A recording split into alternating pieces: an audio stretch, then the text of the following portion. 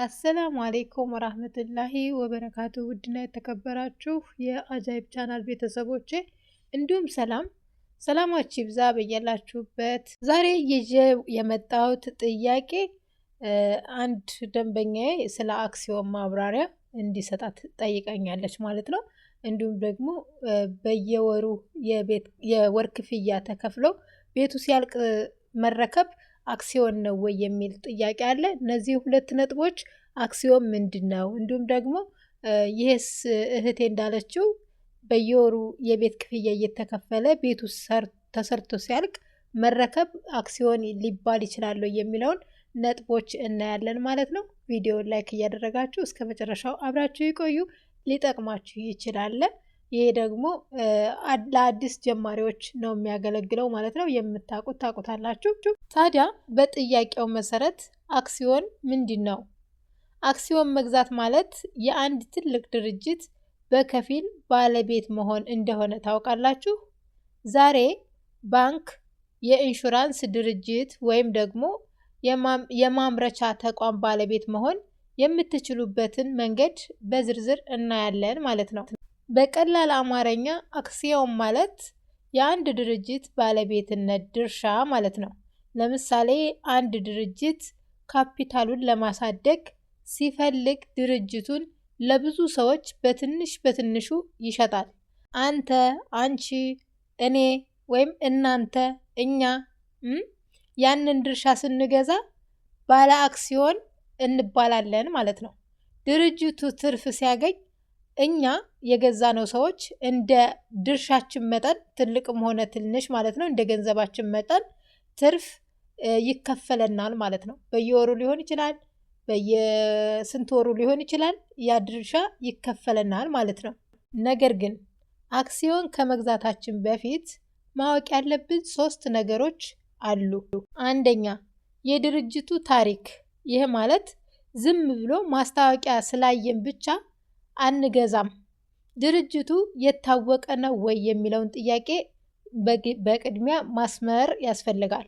አስተዳደሩስ እነማን ናቸው የሚለውን ማጥናት ግዴታ ነው ማለት ነው። ሁለተኛ፣ የትርፍ አከፋፈል ማለቴ አንዳንድ ድርጅቶች ትርፍ ሲያገኙ ወዲያውኑ ያከፋፍላሉ። አንዳንዶቹ ደግሞ ለስራ ማስፋፊያ መልሰው ይጠቀሙበታል። ይሄ ለባለ አክሲዮኑ ግልጽ መሆን አስፈላጊ ነው። እኔ የአክሲዮን ገዢ ከሆንኩ፣ ባለቤት ከሆንኩ እንደ ድርሻዬ ይሄ መረጃ ከመጀመሪያውኑ ግልጽ መሆን ያስፈልጋል ማለት ነው። ሶስተኛ፣ አደጋው ያ ማለት ንግድ ነውና ድርጅቱ ካላተረፈ ትርፍ ላይኖር ይችላል። ስለዚህ ሁል ጊዜ ትርፋማ ሊሆኑ የሚችሉ ዘርፎችን ለምሳሌ ባንክ፣ ቴክኖሎጂ መምረጥ ብልህነት ይሆናል። ባንክና ቴክኖሎጂ ማለት ምን ማለት እንደሆነ ላይገባችሁ ስለሚችል ለአዲስ ጀማሪዎች ማለት ነው፣ በኋላ ላይ እመጣበታለሁ። 3ኛውን ጥያቄ ከጨረስኩ በኋላ እመጣበትና አብረን እንወያያለን። ባንክ ወይም ቴክኖሎጂ ማለት ምን ማለት እንደሆነ። አክሲዮን ከመግዛታችን በፊት ማወቅ ያለብን 3 ነጥቦች ካየን ከዛ አክሲዮን ደግሞ እንዴት እንደሚገዛ ደረጃ በደረጃ እንመለከታለን። አንደኛ ደረጃ መረጃ ማግኘት ነው። በአሁኑ ሰዓት በኢትዮጵያ አዳዲስ የሚሰሩ ኩባንያዎችና ድርጅቶች አክሲዮን በግልጽ ይሸጣሉ። ማስታወቂያቸው መከታተል ያስፈልጋል ማለት ነው። በሁለተኛ ደረጃ ደግሞ ባንክ መሄድ ነው። ያ ማለት አብዛኛውን ጊዜ አክሲዮን የሚሸጠው በባንክ በኩል ነው። የባንክ አካውንት ከፍተን መግዛት የምንፈልገውን ያህል መጠን እንከፍላለን ማለት ነው። 3ኛ ደረጃ ደግሞ የምስክር ወረቀት መቀበል ነው። ክፍያችንን ፈጽመን እንደጨረስን ድርጅቱ ባለ አክሲዮን መሆናችንን የሚያረጋግጥ ሕጋዊ ሰነድ ይሰጠናል ማለት ነው። ይህ ሰነድ ትልቅ ዋጋ ያለው ንብረታችን ነው ማለት ነው። ከዚህ በመቀጠል ደግሞ የአክሲዮን ጥቅሞች ምን እንደሆኑ አብረን እንይ። 3 የተለያዩ የአክሲዮን ጥቅሞች አሉ። አንደኛ፣ ተገቢ ያልሆነ ድካም። ያ ማለት እኛ ሌላ ስራ እየሰራን ድርጅቱ ሰርቶ ያተረፈውን ትርፍ በየአመቱ ይከፍለናል ማለት ነው። ሁለተኛው ጥቅም ደግሞ የዋጋ መጨመር ነው። የድርጅቱ ዋጋ ሲጨምር የገዛነው አክሲዮንም ዋጋው አብሮ ይጨምራል ማለት ነው። ሶስተኛው ጥቅም ደግሞ ለውርስ የሚሆን ሀብት ይሆናል። አክሲዮን ማለት ለልጆቻችን የሚተላለፍ ትልቅ ቅርስ ነው። በአጠቃላይና በአጭሩ አክሲዮን መግዛት ማለት ነገን ዛሬ የመገንባት ጥበብ ማለት ነው። ከዚህ በመቀጠል ሁለት ጥያቄዎች ይቀራሉ። የመጀመሪያው ባንክና ቴክኖሎጂ ማለት ምን ማለት እንደሆነ ማብራሪያውን እናያለን። ሁለተኛው ደግሞ በየወሩ እየከፈሉ ቤት መረከብ አክሲዮን ነው ወይ የሚለውን ጥያቄም አብረን እናያለን ማለት ነው። በጥያቄው መሰረት ባንክና ቴክኖሎጂ እንደ ኢንቨስትመንት ዘርፍ ነው። ይህ ማለት ደግሞ ለአክሲዮን ግዥ ስናጣ የምንመርጣቸው የንግድ አይነቶች ማለት ነው። መጀመሪያ ስለ ባንክ እንመልከት።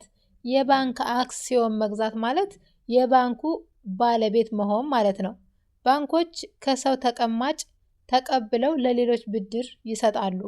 በዛ መሃል የሚገኝ ወለድና በሌሎች አገልግሎቶች ትርፍ ያገኛሉ ማለት ነው። በኢትዮጵያ በአሁኑ ሰዓት ባንኮች በአንጻራዊነት አስተማማኝ ትርፍ የሚገኝባቸው ዘርፍ ተደርገው ይወሰዳሉ ማለት ነው። ሌላኛው ቴክኖሎጂ ነው። በቴክኖሎጂ ዘርፍ አክሲዮን መግዛት ማለት እንደ ሶፍትዌር አበልጻጊዎች፣ የቴሌኮም ኩባንያዎች ለምሳሌ ሳፋሪኮም ወይም ደግሞ ኢትዮ ቴሌኮም ወይም የዲጂታል ክፍያ ስርዓቶችን በሚሰሩ ድርጅቶች ላይ መሳተፍ ማለት ነው። እነዚህ ዘርፎች የወደፊት ህይወትን ስለሚወስኑ በፍጥነት የማደግ እድላቸው ሰፊ ነው ማለት ነው። ሌላውና የመጨረሻው ጥያቄ በየወሩ እየከፈሉ ቤት መረከብ አክሲዮን ነው ወይ የሚል ጥያቄ ነው። መልሱ በአጭሩ አይደለም ነው። በፍጹም አክሲዮን አይደለም። ይሄ በደንብ እንድትረጂው ውድ እህቴ ማለት ነው። እና ሌሎቻችሁም ተመሳሳይ ጥያቄ ሊኖራችሁ ስለሚችል በደንብ እናብራራለን ማለት ነው። በሁለት ቀላል ምሳሌዎች መረዳት እንችላለን። አንደኛ አክሲዮን መግዛት ማለት ምንድን ነው የሚለውን ቀደም ብለን አይተናል። አክሲዮን ስንገዛ እኛ የድርጅቱ ባለቤት እየሆን ነው። ለምሳሌ አንድ የቤት መስሪያ ድርጅት ሪል ስቴት አለ እንበል። እኛ ደግሞ የዚህን ድርጅት አክሲዮን ስንገዛ ድርጅቱ ቤቶችን ሰርቶ ለሌሎች ሰዎች ሲሸጥ የሚያገኘውን ትርፍ ለመካፈል ነው የምንገዛው ማለት ነው። ውጤቱ ደግሞ ድርጅቱ በአመት 1 ቢሊዮን ብር ካተረፈ እንደ ድርሻችን መጠን ትርፍ በገንዘብ ይከፈለናል ማለት ነው። ቤቱን ግን አንረከብም። ቤቱ ለገዢዎች ይሸጣል እንጂ እኛ እንደ ማንኛውም ሰው ከገዛን ነው እንጂ በዛ በከፈልነው የአክሲዮን ስም ቤቱን መረከብ አንችልም ማለት ነው።